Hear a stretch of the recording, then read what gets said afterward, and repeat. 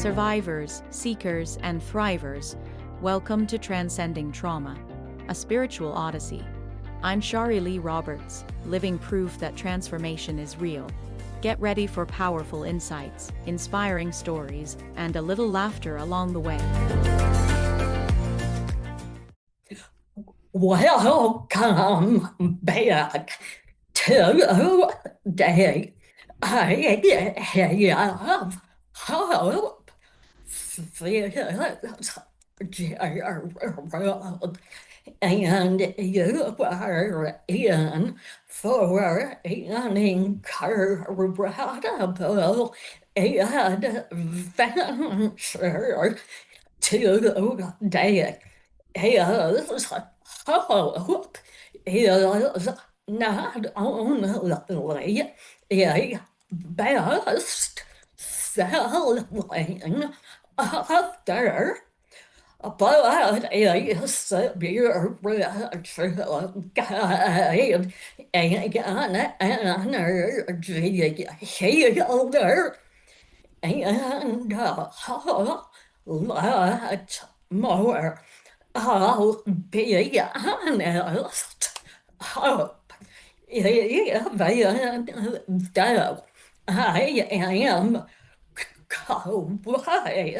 even though I am quiet,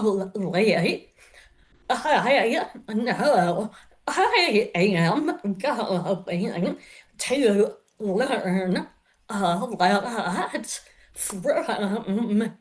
I know I am going to learn a lot from you. Thank you for being here. I really appreciate you and your time. Thank you, Sherry. I'm very happy to be here. I couldn't be more pleased to sit down and have a chat with you. Thank you. Okay, so one of the multiple things that hope is known for and helps others with is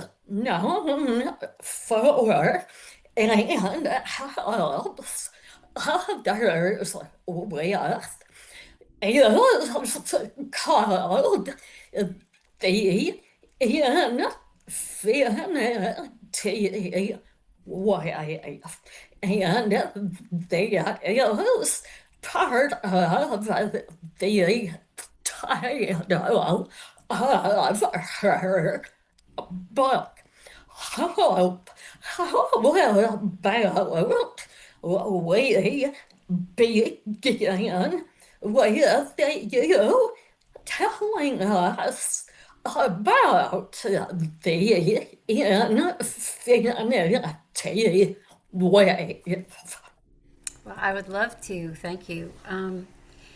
The infinity wave is a name that was given to a symbol that was the third in a sequence of three visions that I received at the end of 2010 as I was walking across my living room.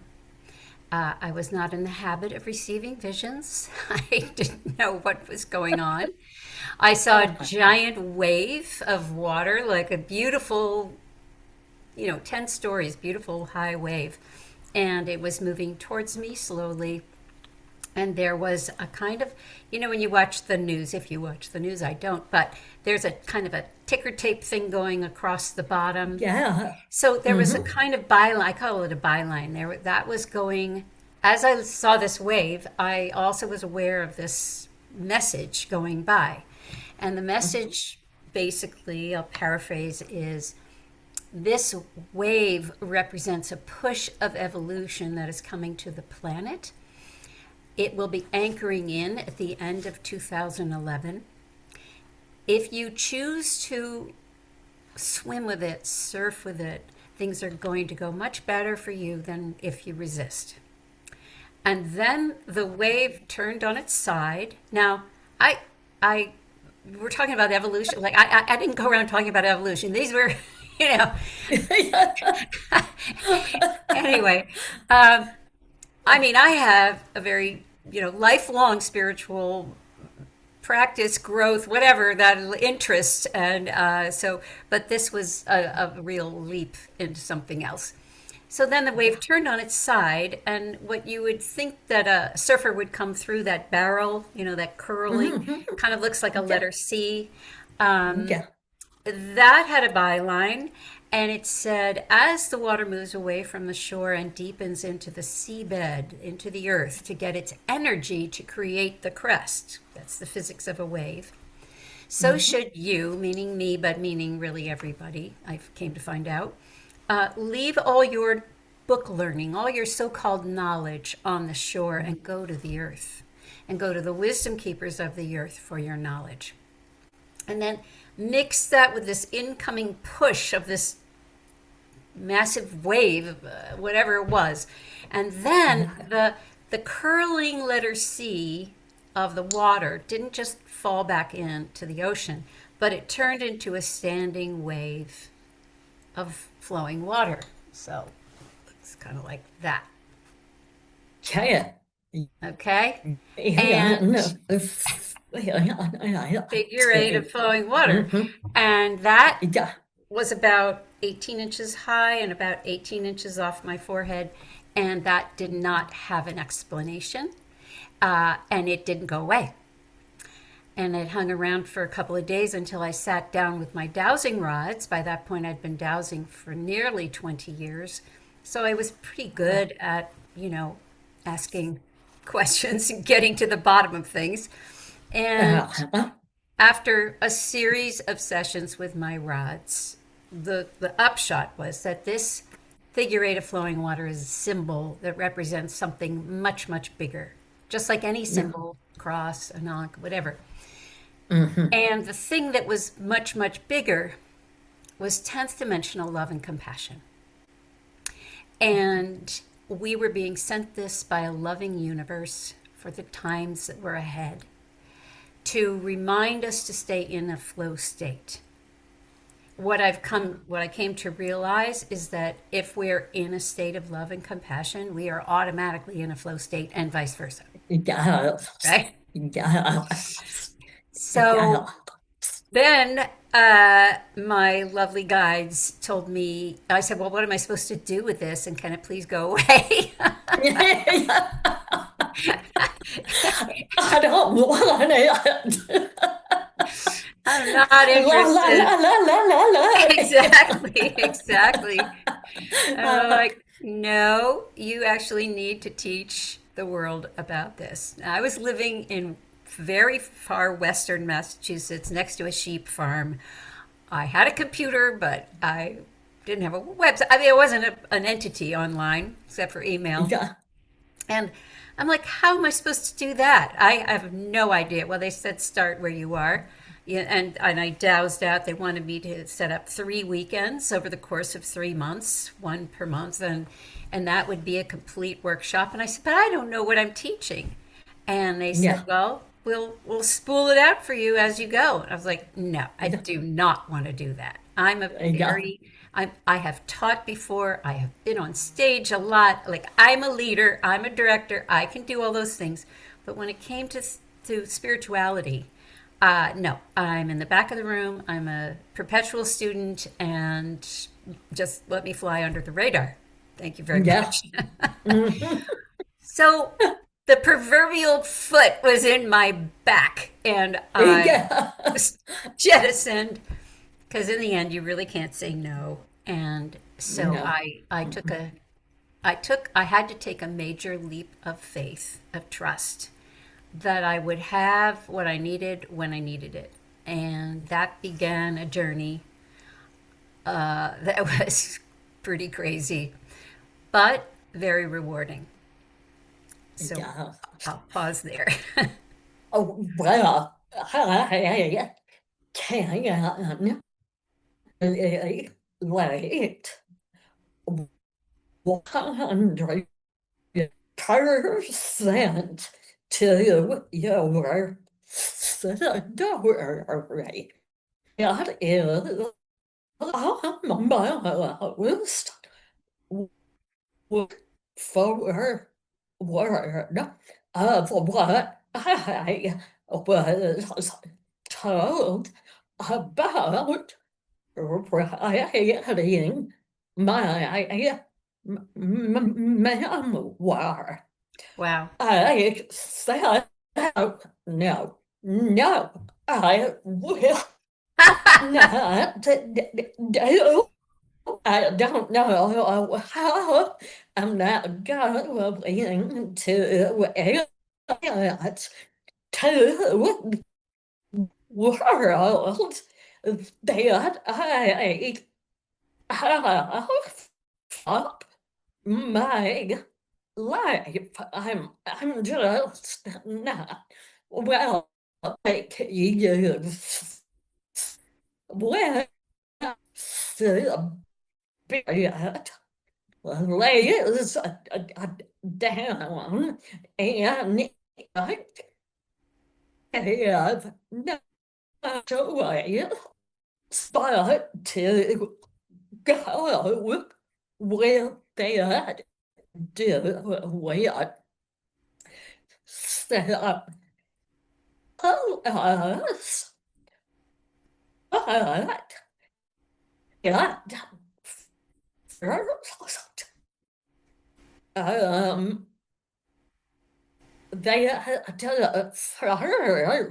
us but God first they first teaching collapse looked like so you told what to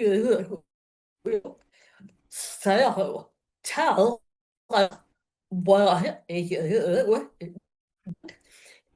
and how it turned out. Well, I didn't know what else to do. Now you have to remember, or not. You don't have to remember. You don't know. I will tell you that for years Yeah. I had been following all kinds of teachers, such as Greg Braden and Bruce Lipton and people like that. Also shamans. So it was I was curious about that. And so I was very keen to understand science and spirituality coming together. That was kind of my deep Yeah. yearning to know about. And Yeah. so I had a bunch of people that I followed that were going in that direction. So when it came time to figure out what I would be teaching, because I didn't know what the infinity wave was at all, I sat Yeah. down with my dowsing rods, and my dear friend had been with me. Thank goodness I had a witness in the living room when these visions came in, and she also was there. Oh, Yes, I had a witness, so it wasn't just me. She okay. didn't see the wave, but Oh, I was speaking it as I was seeing it.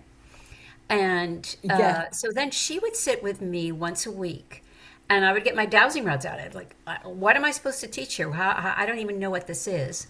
And all of a sudden, these very deep, slow voices would come out of me, and complete practices would just bloop, blurp out. And Wow. I had up till that time and afterwards, I had a regular Monday morning crystal bowl meditation, and I didn't speak Mhm. during it. I just played one of my seven bowls, and I would douse for which bowl wanted to sing that day, and then we'd sit and we'd have a half an hour. So I was used to playing the bowls, and these practices came out. Now, I also really didn't trust channeling at the time. I felt Mhm. like, it all has to go through a filter of the human being, and so it's going to get a bit adulterated. I don't know. I felt like there were nuggets in there, but whatever. Well, then Yeah. these voices came out, and these practices and these words that I would never use in a Mhm. sequence that I would never put them in, Yeah. and even I would see the word drop down, like a little word would just drop down, Wow. And sometimes I go, well, I don't like that word, and I try to push it aside, and it would ping right back like a ping. And Wow. so Yeah. then I had to admit, okay, something's happening here. I'm not in charge of this. Yeah. And so what I did was I would get one per week. So by the weekend, the last weekend of the month, I would have three practices. And then I went back to, because that first vision talked about evolution, I kept thinking, I was at Findhorn, the beautiful community in Scotland in 1976, where if anybody is curious about if real magic can happen, they have to read the Findhorn Garden, and it's all true. And I was there, and I yes, I just say yes. Wow. But they taught the Teilhard de Chardin, the 19th century Renaissance man who was a philosopher and an archaeologist and a priest and all kinds of things. Yeah. And they taught his theory of evolution. And I never forgot it. And so all those years later, I went back to that. And then I started to splice in current science and looked at how it seemed that up until that point, I would think about evolution happening somewhere in the background, very, very slowly. Never thought about it. Mhm. And then I Yeah. realized I think this is happening consciously. Like we get to actually be involved with our evolution. We get to actually, and we know today conscious evolution is ubiquitous. But in 2010, it was not. I looked for it everywhere. I looked online. The only person who talked about conscious evolution was Barbara Marx Hubbard. She had one little mention somewhere. And so I thought, if this thing is this push of evolution, and we get to be conscious of our evolution, and to even say that today, I know it seems crazy because everybody is now, but we Yeah. weren't not that long ago, No. 15 years ago, we were not. And Yeah. so Mhm. I thought, okay, maybe this wave thing and these three practices that I received from the beginning are helping us to get untethered to this reality, this 3D reality, and move into something else. And so some of the first practices were to disconnect us from gravity. And then there was the disconnect from time. And this is how we started to loosen ourselves up to be able to even contemplate, Yeah. another Mhm. state, right? Yes. Yes.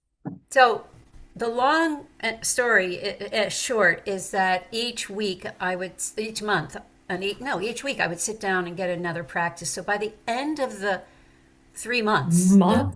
the Oh. first weekend, the first workshop was 3 weekends. By the end of March, I looked back and I saw, oh my goodness, all of these practices that are like stepping stones across the river and Mhm.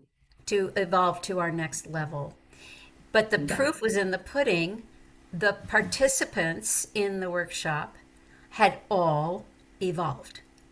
And the idea that evolution was a slow process was no longer, no, we Yeah. kept rubbing our eyes, and people's faces filled out, and people looked different, and they were able to sustain a more joyful state, and things that were wrong in their lives turned around. And but then I repeated it two more times until I could actually scientifically, in a way, look back and Mhm. say, okay, this is something.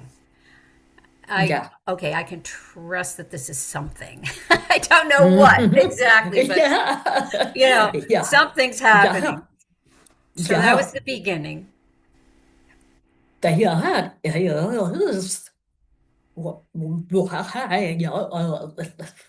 Okay. Can you believe what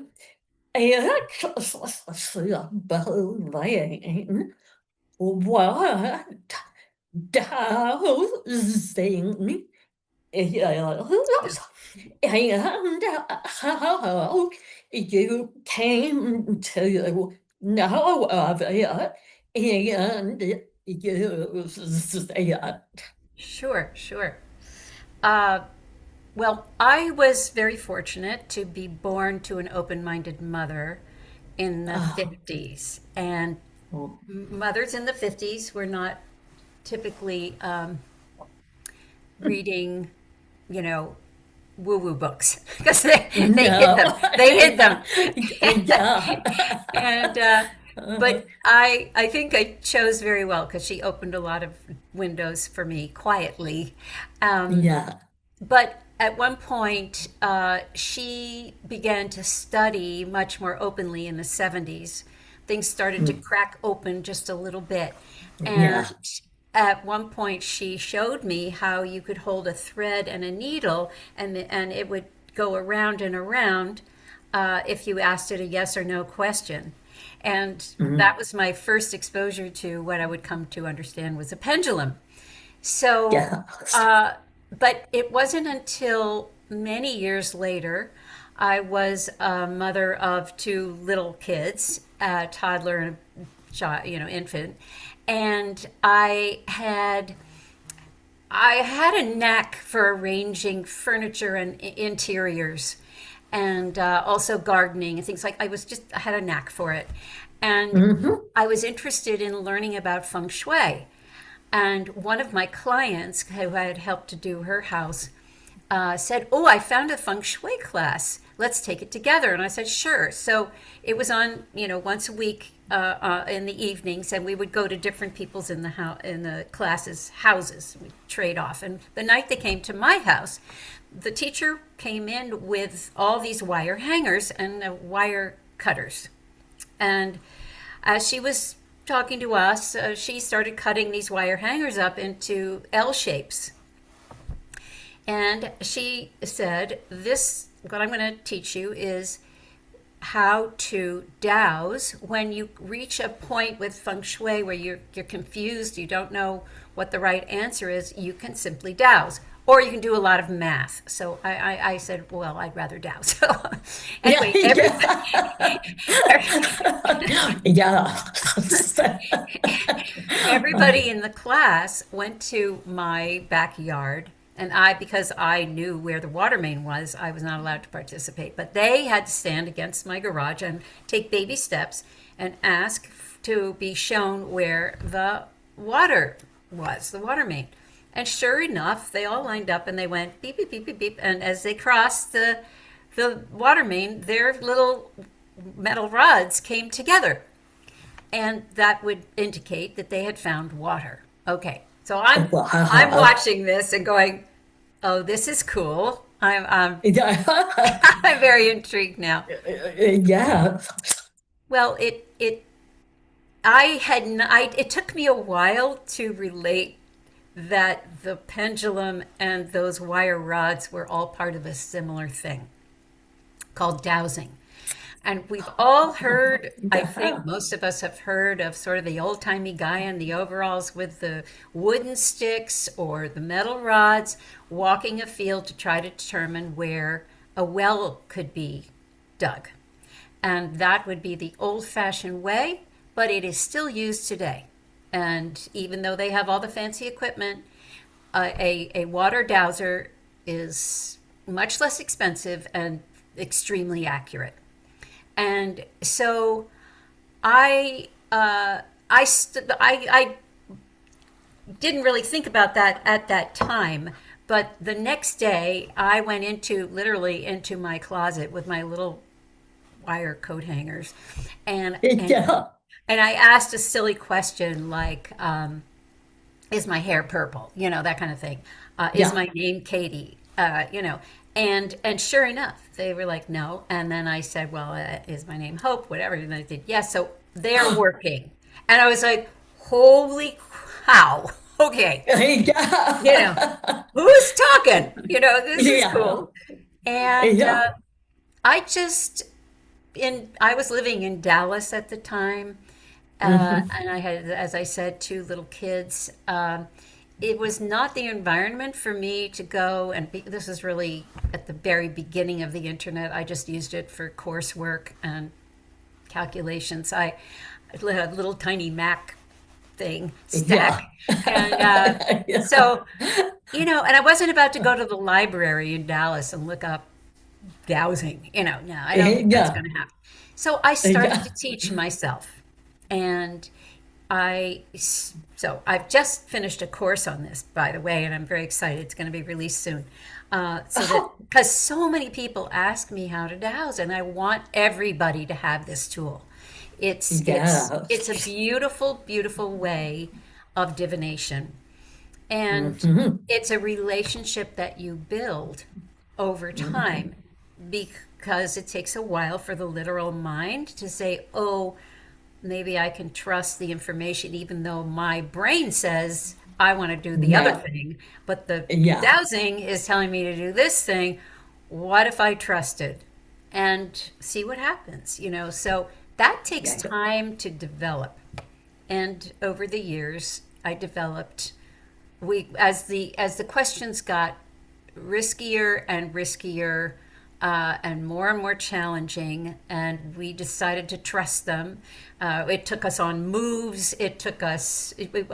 We used the rods for a lot of things.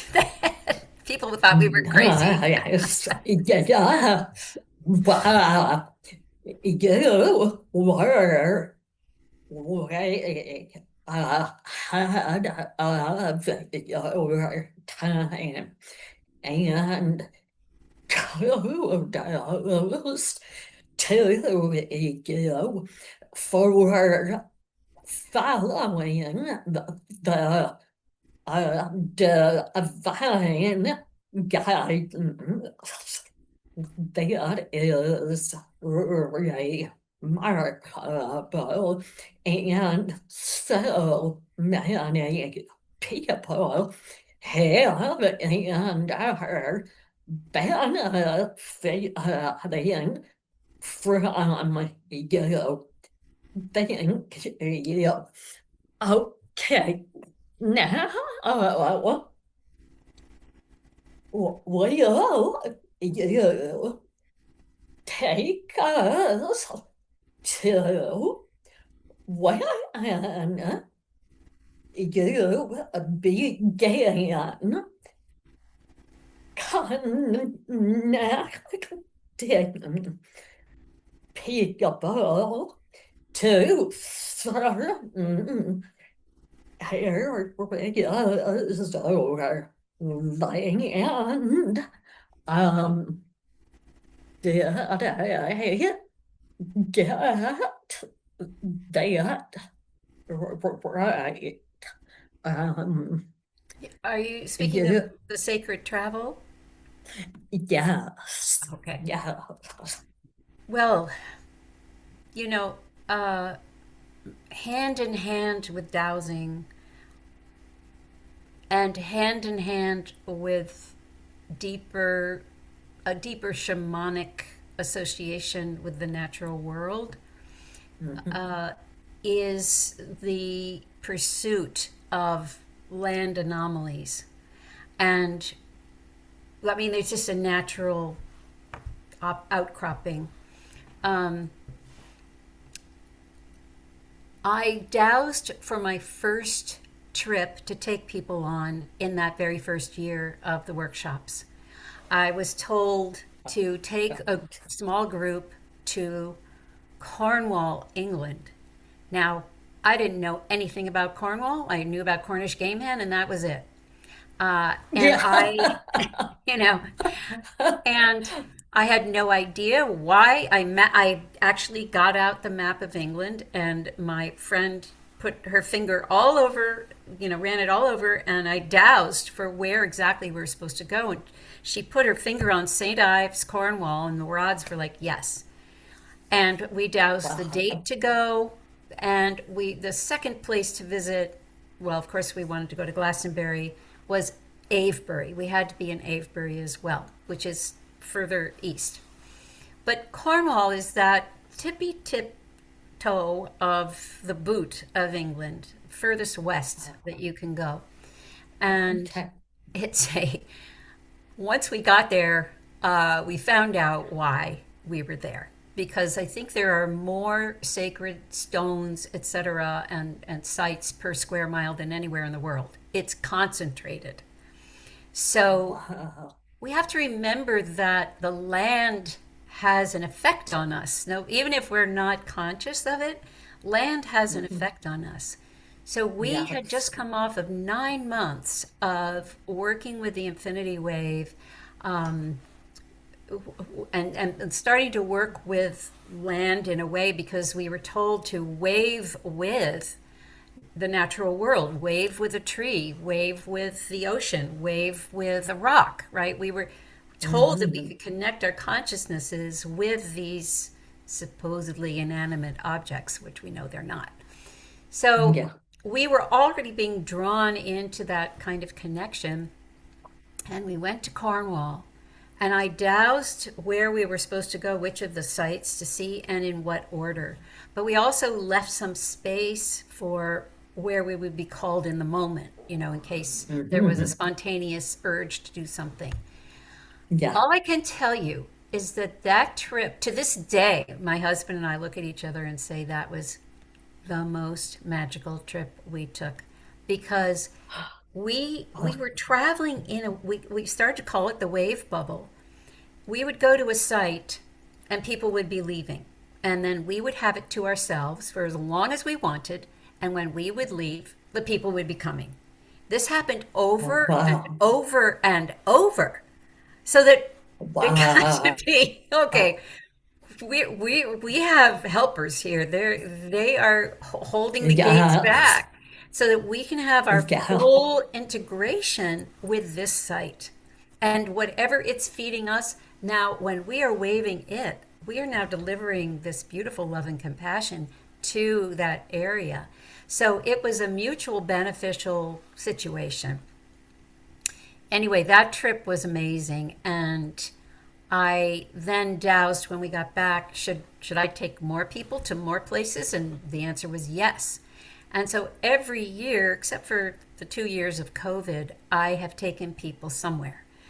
Now, this is a perfect example of my little brain wanting one location and the rods telling me, nope, you're not supposed to go there. So, Yeah. you Yeah. know, I want to go back to England. I want to go, lots of places, and the rods will say, no, you're supposed to go south. Okay, well, which continent? Well, South America. Okay, so which country? And I boil it down.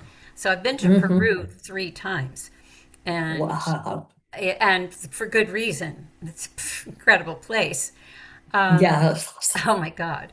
And I've been to, southwestern France, South Africa, all of the Isles, Ireland, Wales, Scotland, England, um, and the southwest of this country, Easter Island, Mm. just Mount Shasta, all that kind of thing. So I I don't know what's next. I haven't dowsed for next year yet, but I have a feeling maybe Hawaii. So, what do we do when we go there? Usually, I go to the Yes. ancient sites. So, when we say a sacred site, what does that really mean? There's a land Mhm. element of it. There are fissures deep in the earth that allow what's called telluric energy to come from way down and up. And this is where you might find a vortex. And I have my rods here. So what that would look like, a vortex, is that this would spin around and around and around and around. Okay. And it might go Oh. clockwise and it might go counterclockwise. Yeah. But you can also follow a site that's potent like that, and it doesn't have to be a vortex, but if there are four or more of those in a line, in a straight line, now we can call it a ley line. And now we know that that fissure is working its way through the earth in a particular direction. So Oh. you'll have a well, or you'll have a standing stone, or you'll have a cathedral, or you'll have something along the way on that line, and it can stretch. In fact, the one of the most famous, or two of the most famous ley lines, are called the Michael and Mary lines. And where do they begin? Cornwall, England. So we were Wow. plopped right on the beginning, Yeah. right? And Wow. it goes all the way northeast on an angle. It's also in Avebury. It's also in Glastonbury, and there are places where it crosses, and those places are Okay. especially potent. So a sacred site has to do with the land quality, but it also has to do with how people have used it over time. Mhm. If they've come prayerfully, if they've come to be in an altered state in some way, usually there is, just like with the wave, usually there's a give and take. So it's not just going there and, Mhm. you know, give me what I need. It's usually a back Yeah. and forth. Okay. And over time, that builds up. And you know, when you go into an ancient cathedral, you can feel it, Yes. right? And partly that's Yes. because of the fact that they put that cathedral on a sacred pond, or I mean, a spring, or so they knew where the pagans would go, and they would plop the Right. cathedral right down on top, and then they'd use a special geometry to focus the energy into the altar area, so that by the time you would get into the church, into that altar area, you would have an opportunity to reach an altered state. And it's interesting that it's called an altar, isn't Yeah. it? Yeah. So you can Oh, feel both the quality of the land, the quality of the geometry, the building, the way it's constructed, and the quality of the many, many, many, many people, the souls who have come in, hopefully in a heart filled state, and left that behind. What we're supposed to do is, in any sacred site, we're not supposed to leave any detritus behind. We're supposed to be as clean as possible energetically when we mhm. enter, so that we don't Okay. leave anything but our positive essence, so to speak. Yeah. Anyway, so those sites can be dowsed. You can ask your dowsing rod to point you in the direction of, you know, a ley line or a sacred site, and it'll indicate, you know, where you could find it. Now it could be miles away, but then you ask, how far is it? And you Yeah. know, Yeah. and when you if it's within 10 miles, you might find it, and then then the rods will cross when you're on it. And it could be a grove of trees, it could be anything. Det är så, så det är nej, do we do no um what okay, do you know why beyond Cornwall? Do you know the reason for the next location that you are guided to? Mm. What determines that and does that have anything to do the people who are going there to Great questions, Sherry. Okay.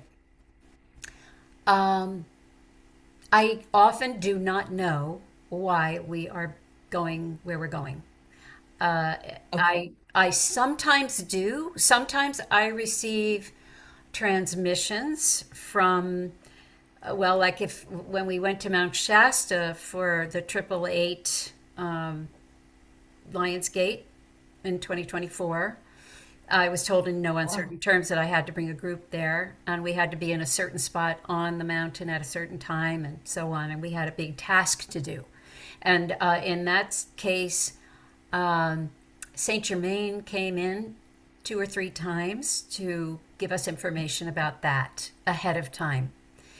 Um, I one of my guides, and I know a lot of people will relate to this, but I'm gonna but Merlin turns out to be one of my guides. And Merlin is extremely, I just invite everybody to erase any images you have of Merlin and any fanciful ideas you have of Merlin, because he describes himself Mhm. to me as a man of the woods. Very simple. Mhm. He's Gotcha. he's kind of like a grandfather figure to me at this point. He goes Mhm. with me wherever I go and opens up the way and connects with the Gotcha. beings of that land. And Gotcha. so sometimes I get I know what the mission is, and sometimes, most often, it unfolds as we're in it. Um, For There. instance, I'll give you a Oh, for instance. I took a small group to Scotland 2 years ago, and we had absolutely stellar weather for 10 days. We had in the 70s, sunny. Like the Scots were all saying, and it was in September, and they were all saying, "What's going on? This is so weird." And yeah. it started Yeah. to rain on our last afternoon. So again, that's what happens. We get this Yeah. beautiful weather, we get everything opens, it's fantastic. And because it's doused, because I'm working with something, not trying to take Yes. control in my little Uh, mind, right? So yes. what I didn't know was that the culmination of that trip was to go to the field outside of Inverness called Culloden, which is the final battleground between the Scots and the English that determined who would rule Scotland. And it's been that way ever since, that Mhm. England is dominant. And it was a heartbreaking, horrible battle. It just, the whole thing came into me like, and all of a sudden we had to change our plans, and we veered off, and we went to Culloden, and we did all this healing work. And people may or may not know that when there is great trauma in any battleground, certainly here in the Mhm. U.S., there are souls that don't leave, and they even Yeah. centuries later they're wandering around, uh, and they Yeah. just can't get over it, and they Yeah. love Yeah. being in the world, whatever, long list of things. So Yeah. what we can do if we are called to do it is to help them move along, and in Yeah. understanding that it is in their highest good. So, Yeah. but that takes some energetic lifting. And so Yes. we doused for where we should go on it's a very big field, a very big area where we should go to do that work. And we did it. And it did have, so in that case, the people who were on the trip, I think, were perfectly called to that. But there's one other trip that really speaks to your question. I was told to take people to Ireland, and I was excited because I Mhm. had been to Ireland before and I loved it. And Yeah.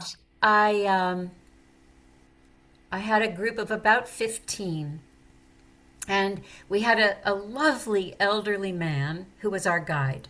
Now, he was not a woo woo guide, he was a, straight history, that kind of guy. Lovely, Mhm. lovely man. Yeah. And I already knew that two of the women on my trip had just lost their husbands, Oh. at least two. On the second or third day, this lovely gentleman confessed to me that he had lost his wife 2 weeks before. Oh my. And he didn't want to stay home. Oh. then it turned out there was somebody else on the trip who had also, that I didn't know before, who had also just lost somebody. It was so the whole theme became Yeah. a mortality trip. Yeah.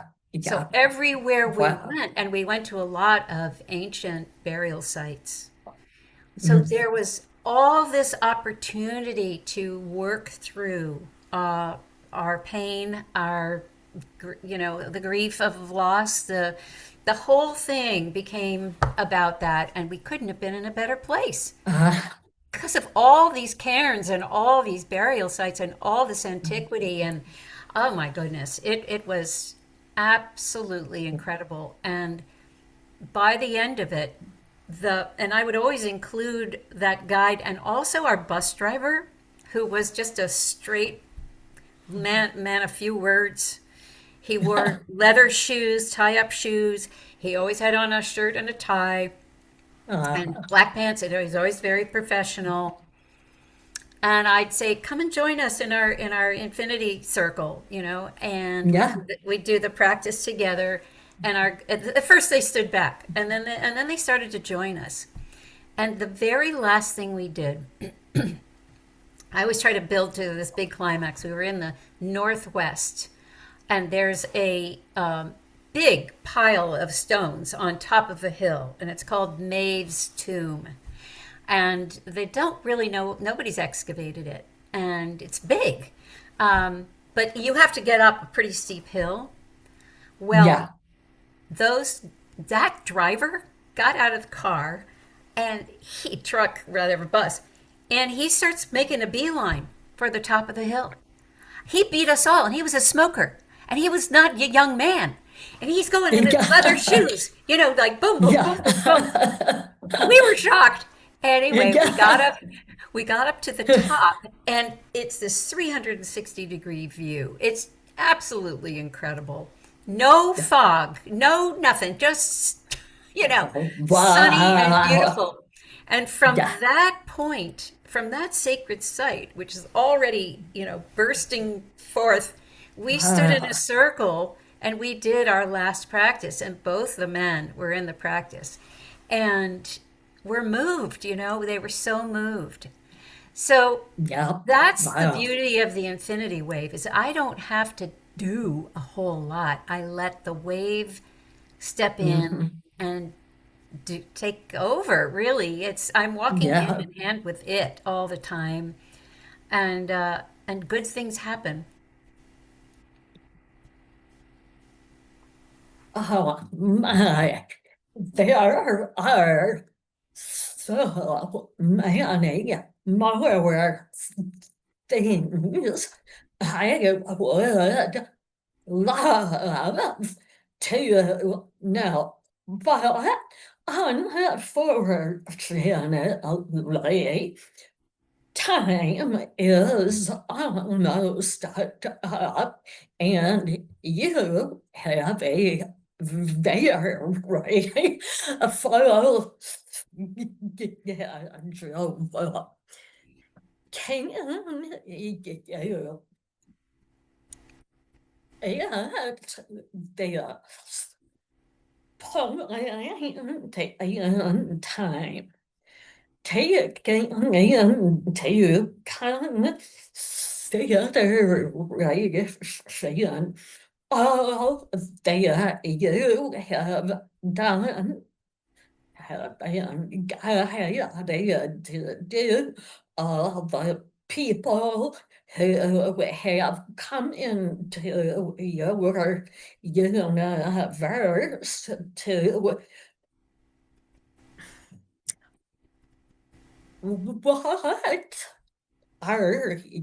your thoughts, beliefs, at this time, and what do you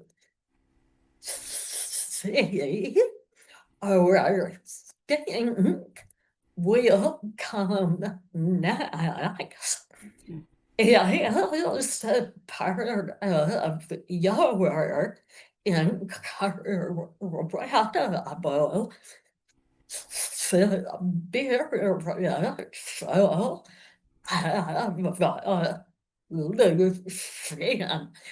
It does not appear that you are slowing down.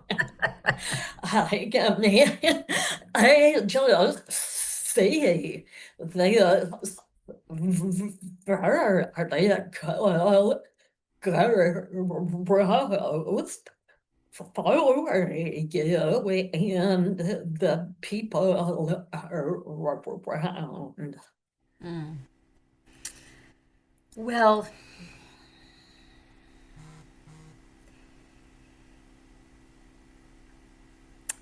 I pause because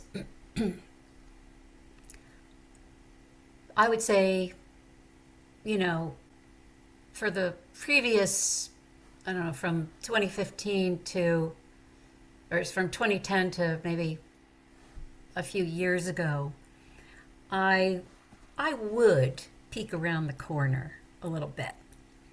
Mm, I think it's when the whole shutdown thing happened. yeah, I had a vision then as well in the very early days. And that's pretty much the last time that I've looked around the corner because everything is happening so quickly now and yeah, everything is so dynamic that it almost doesn't matter what around the corner looks like.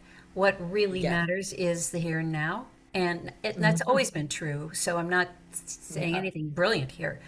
But for us to consider the power of presence, the power of being in the now, my guides, and I do weekly meditations, channel meditations, transmissions, whatever for people, for my group, for whoever chimes in. Um, the most common theme is that we, having chosen to be here at this time, having begged to be here at this time, to figure out what our role is. And we don't have to know the particulars all the time, yeah, but the common theme is that we came to be the beacons. We came to maintain light. yeah, Whatever that looks like for you, whatever that feels like for you, we are here to maintain light and, broadcast. Because when we go online like that, it matters to the whole, in the yeah, quantum of things, it yes, matters, right? So yeah, we are bombarded not just on a daily basis, but on a minute to minute basis. Everybody knows this with opinions and judgments and all these things to hook us to go left or right, forward or back, whatever. It that is just a temptation. And when we come back to the present moment, what can I control? I can control my beacon. I can stand steadfast in my beaconhood, for lack of a better word. I don't think that's a real word. But, yeah, that's my yeah, moment to moment choice. And that is what makes a difference because when I radiate that, the people around me will also receive that. And it's a chain reaction. So I just come back to that. I come back to being the beacon. And a lot of the other messages from the transmissions have to do with taking care of ourselves in that process. mhm, Really, they nurture us. They make sure you're doing all the things to, and don't be hard on yourself. Just love yourself and love the yeah, fact that you signed up for this. And we're with you. Oh, we are so not alone. I mean, they tell us. yeah, I have a I don't say I have, but there's a wide variety of beings that comes through, from galactic beings to Mother Mary to Yeshua to, it's a wide variety. And they're all saying the same thing. You're not alone. We're all here. We're right by your side. Call on us, And Yeah. so when I heard the telepathy tapes and I heard about the non-speaking autistics who are actually communicating in the quantum field, tapping into the quantum field, they're showing us the way. If there's anything that looks like a future to me, it's that. And they are living in a oneness. They are living in a unified field, and that's where we're heading. They are the bridge for us. So once again, we come back to our beacons, we come back to presence, we come back to being in love and compassion with the infinity wave. It gets you there fast. That's the point. We don't have time to go to a cave. Yeah. We need something that works quickly.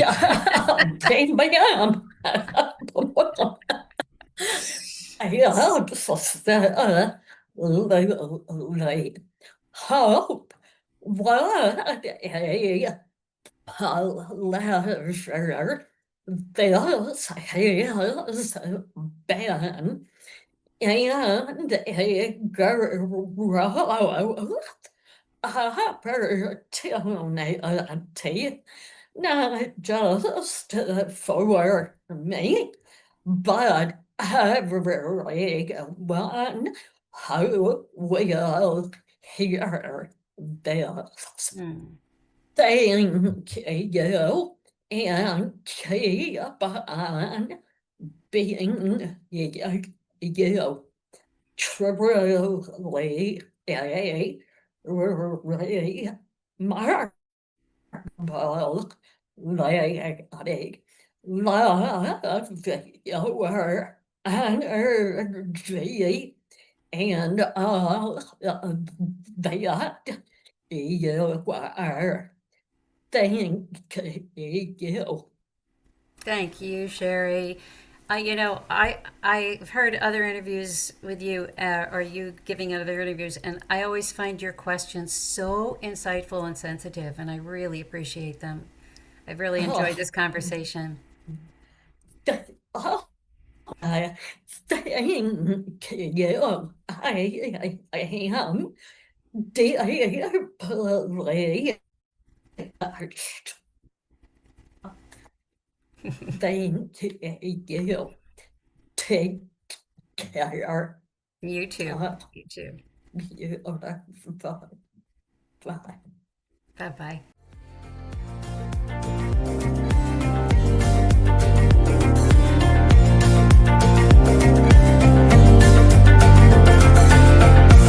Thanks for listening to this episode of Transcending Trauma, the Spiritual Odyssey.